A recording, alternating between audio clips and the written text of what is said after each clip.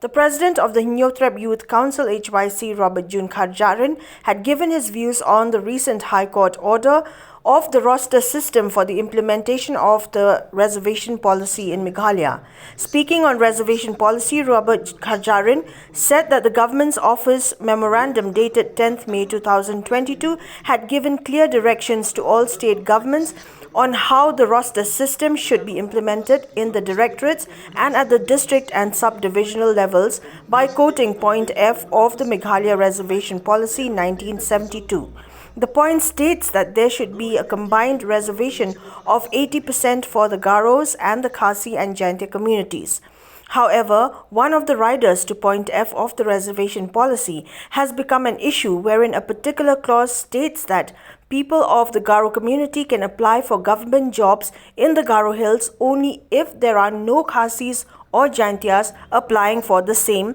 and likewise in the Khasi and Jaintia Hills, people belonging to these communities can only apply for government jobs if there are no Garo people applying for the same. To get a clear picture of the intention of this particular clause, the HYC had sought audience with the Deputy Chief Minister of Meghalaya, Preston Tinsong, informed Kharjahrin. Pitip hadin jom kami pilih ikut berang kalau demi ya ka kumba numla ban pentrikam ya resolution policy ada kamdan ka roster kabumut ka hamdan ka roster bat kelani kata ka boy lum kerteng ani ka thup lum kerteng bigi nong tri jom sarkar bat katkum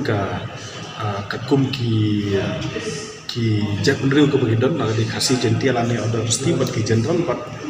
dah kata ka roster sapan rekam ya kan government policy sapan rekam ya kan clear reservation policy ti hadin bami ke tu rai jong ka ikut ka sarkar ka jongi ka penmi ya ka wei ka office memorandum balami ha ka spotrik mi arajar apa nam ta ban batai kumno en prepare ka roster bat ha kan hukum en le haba pen rekam ya ka reservation policy ha ki department repair ha ki directorate repair ba kumjuru ha ki district level ba ki subdivisional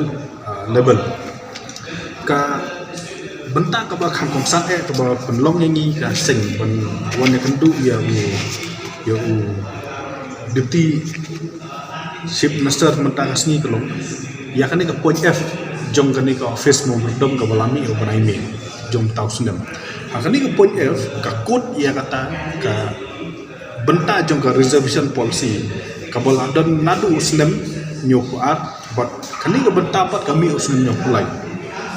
akan ni ke benta ki omba ya kini ki post ki badan ha ki district level lani subdivisional level ki bomdan ke jing transfer nakawai ka district chakawai ke district kabomud kitu ki post ki ba